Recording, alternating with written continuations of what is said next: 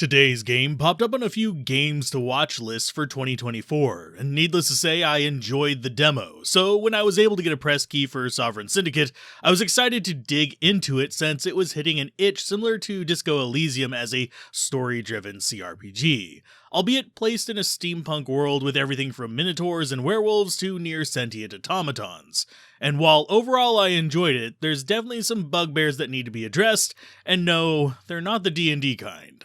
Before we dive in though, since Sovereign Syndicate is mostly story-driven, there will inevitably be spoilers, though I will aim to minimize them. And on the mechanical side, there's unfortunately only a handful of features because of how story-focused this is. Namely, the tarot card system and your character's stats, which are determined by, you guessed it, story choices. The rest is simply a mix of dialogue choices and locating objects on a map, which thankfully includes a highlight button for some of the harder to spot items. Now, for the TLDR, I thought the game was, well, fine. I think the world is interesting and there's a lot of potential there, but outside of a couple instances, it never really achieved maximum engagement from me because it felt a lot like the beginning and the end were written before the middle. And we never stayed with one character long enough to really get entrenched in their individual stories. And out of the four characters, the one I ended up with the most interest in got the least time to explore that potential. So the only people I can really recommend this to are story game aficionados, or maybe GMs looking for world inspiration. It doesn't quite scratch the story-focused cRPG itch that Disco Elysium did for me. This is because, outside of a few instances, most notably at the beginning, as well as a certain key moment in the tail end of the game, there was only a bit of agency, especially with major story beats, and Sovereign Syndicate struggled with the concept of failing up, or basically, if you failed to check in this game, it either slid you down the same path anyway with a penalty, or it just cut you off from getting an item or exploring an NPC further, all ultimately leading to you having just a similar conclusion regardless of the path you take. The mechanical aspects were, well, equally fine. I only ran into one major bug where I was not able to communicate with certain characters in a bar that felt like they were actually labeled for another path. That, and sometimes the camera was a little funny or pathing got slightly janky at times, but it was pretty rare. And these were both before the Day Zero patch, so most of these have already been fixed, and there was nothing that completely halted my progression thanks to a fairly aggressive autosave system that, funnily enough, was also pretty good at keeping me off the save scumming wagon. The rest of it was all done through the story, thanks to raising stats by choosing the dialogue options associated with them, which you can either use to cover up weaknesses in your character or to amplify the strengths you chose for them basically when you first encountered them in a chapter.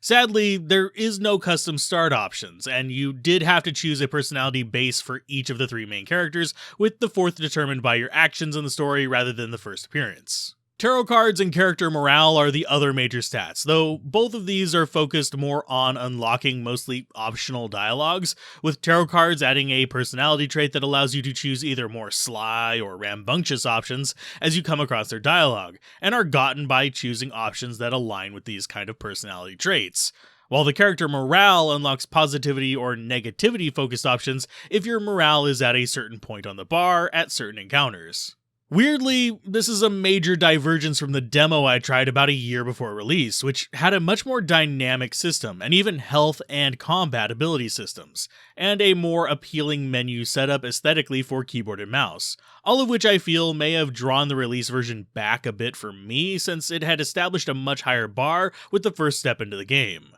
though that cut back was likely for easier controller input and maybe even some cost concerns. That said, a lot of the changes from that demo do feel like a simplification though, and leaving me feeling like they pulled back and restrained their original vision. Though I cannot speak to whether that was due to budget, which judging by the lack of voiceover could be a distinct possibility, even though they do plan to have it in the definitive edition in the future, or whether it was due to wanting to get the game out and have their world explored, which is also a pretty good thing to do. Now, the other big bugbear, and I'm not sure whether this should be in story or mechanics, is how the characters are handled. And it is the main reason I found it hard to really latch onto the characters, and that's basically how the story of each character was was delivered in bites rather than in a continuous fashion, with 18 chapters split mostly between 3 characters with only a small diversion into the 4th character among them. Each chapter provided a small snippet of a part of a character's day, and were split up like that to provide a chronological context.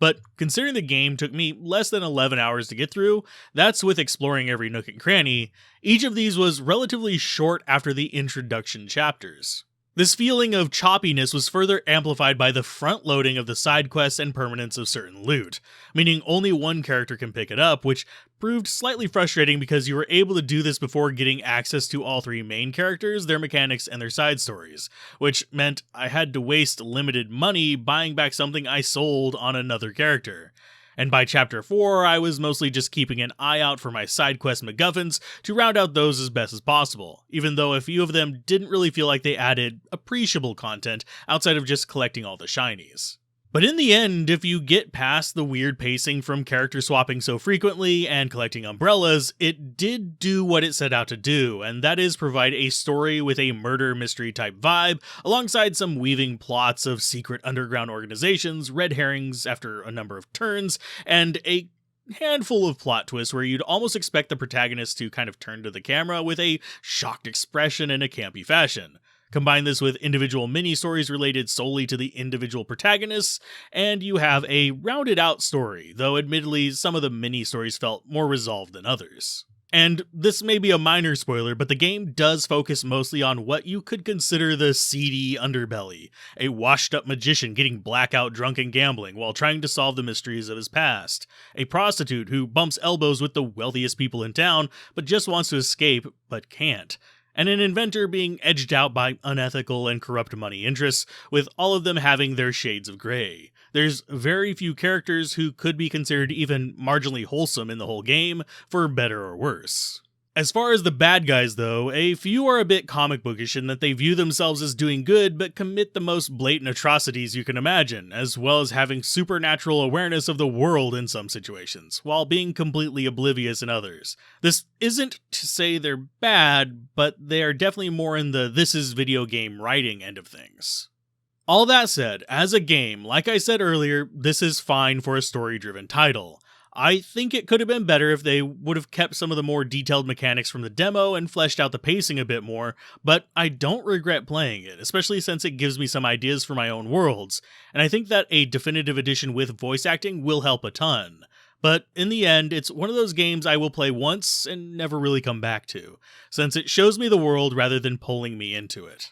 So do you think you'll pick this game up, or are you going to pass on it? Mention it down below, and as always, if you want to see these reviews ad-free, they all get uploaded to the Patreon and become publicly viewable a week after release, for free for everyone.